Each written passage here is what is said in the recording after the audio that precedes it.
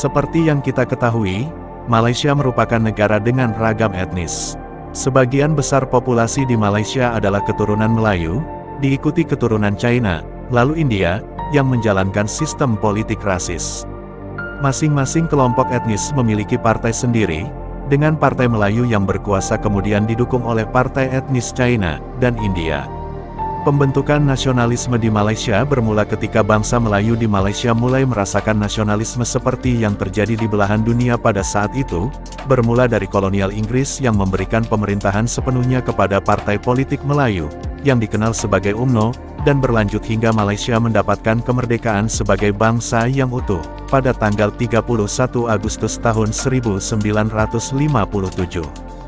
Nasionalisme di Malaysia diwarnai dengan sistem politik rasis.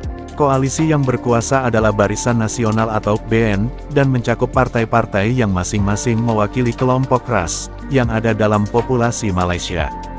Terdapat Organisasi Nasional Melayu Bersatu atau UMNO, yang merupakan partai penting bagi BN yang mewakili para penduduk Melayu, yang merupakan mayoritas populasi di Malaysia. Terdapat pula Asosiasi China Malaysia atau MCA, dan Kongres India Malaysia MIC, yang mewakili masyarakat China dan India, yang merupakan kelompok etnik kedua dan ketiga terbesar di Malaysia. Sistem politik tersebut menyebabkan setiap masalah nasional cenderung berkaitan dengan ras. Setiap partai politik ditugaskan untuk meyakinkan para pendukung etniknya, agar memberikan kekuasaan kepada BN, sebagai cara agar hak-hak mereka dilindungi oleh pemerintah. Hal ini dikenal sebagai status Bumi Putera, sebuah status yang memberikan segala jenis hak istimewa, bagi penduduk Melayu dan penduduk pribumi lainnya. Dari segi ekonomi hingga pendidikan, penduduk China dan India, tentu saja berperan dalam kontrak ini juga. Namun seringkali aturan ini menyebabkan ras minoritas diperlakukan sebagai penduduk kelas kedua. Meskipun pada awalnya tindakan ini dilakukan untuk memastikan bahwa setiap kelompok ras akan mendapatkan status yang sama, namun saat ini kebijakan tersebut digunakan dan dilanggar oleh para elit politik, untuk memastikan bahwa mereka terus berkuasa. Sehingga hal ini menciptakan kekecewaan besar di berbagai aspek. Penduduk yang bukan Melayu tentunya menghadapi lebih banyak kerugian, dari kuota pekerjaan berdasarkan ras yang sangat tidak adil, pasar properti, hingga kesempatan bisnis dan pendidikan. Selain itu Malaysia secara hukum adalah negara Islam, yang semakin berdampak pada bagaimana perbedaan beragama dapat bertahan dan diperbolehkan di negara ini. Rasisme di Malaysia semakin terlihat ketika terjadi aksi 812 pada 2018, di mana 50.000 peserta aksi 812 menjunjung satu misi bersama yakni menjaga hak istimewa orang-orang Melayu di negeri jiran. Oleh sebab itu mereka akan menolak segala kebijakan pemerintah yang mengancamnya, termasuk wacana meratifikasi ICERT atau Konvensi PBB untuk memberantas diskriminasi rasial di Malaysia. Bagi warga Melayu, ICERT adalah sesuatu yang buruk karena akan mengikis posisi orang Melayu.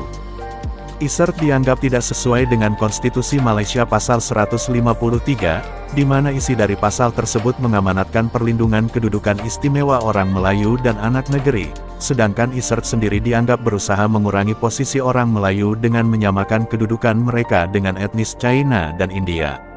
Meski dalam Konstitusi Malaysia terdapat pasal 14-18 yang memberikan hak kewarganegaraan pada non-Melayu, atau etnis China dan India, namun sebagai gantinya, terdapat pasal 153 yang berisi yang di Pertuan Agung memiliki kewajiban untuk melindungi kedudukan etnis Melayu, agar dapat lebih unggul di berbagai bidang seperti pemberian kuota khusus pendidikan, pekerjaan, dan lain-lain. Hak istimewa tersebut dikenal dengan sebutan, status Bumi Putera. Kontrak sosial yang dibuat justru meningkatkan diskriminasi ras oleh ras yang merasa lebih unggul terhadap ras minoritas, India dan China. Perbedaan etnis dan agama di Malaysia sudah sangat dipolitisasi. Meski pemerintah Malaysia tetap teguh tidak ingin meratifikasi ICERT dan menempatkan etnis Melayu berada di kedudukan sosial tertinggi, namun yang harus diperhatikan adalah bagaimana kaum Melayu memiliki rasa toleransi yang tinggi terhadap etnis lain dengan tidak merendahkan etnis lain dengan perlakuan yang kasar dan tidak manusiawi. Langkah yang dapat dilakukan dengan memberdayakan budaya toleransi sejak bangku sekolah, hal ini dapat ditempuh dengan menerapkan kurikulum pendidikan berbasis toleransi. Pemerintah juga menjadi tonggak terpenting dalam mengatasi rasisme di Malaysia, karena pada hakikat, negara merupakan suatu wilayah yang harus menjadi tempat teraman bagi tiap warga negaranya tanpa melihat suku, agama, gender, ras, dan identitas lainnya. Segala kekerasan berbasis identitas perlu dihapus dalam kehidupan bernegara. Kiranya Malaysia dapat meratifikasi ISERT, karena secara objektif suatu bangsa dapat diidentifikasi lewat perbedaan-perbedaannya dengan bangsa lain, dalam hal cara pandang, keterikatan dengan tanah air, dan perjuangan-perjuangan untuk mendapatkan otonomi politik, nasionalisme, dan negara bangsa berdiri berdasarkan kesamaan antar sejarah dan tradisi.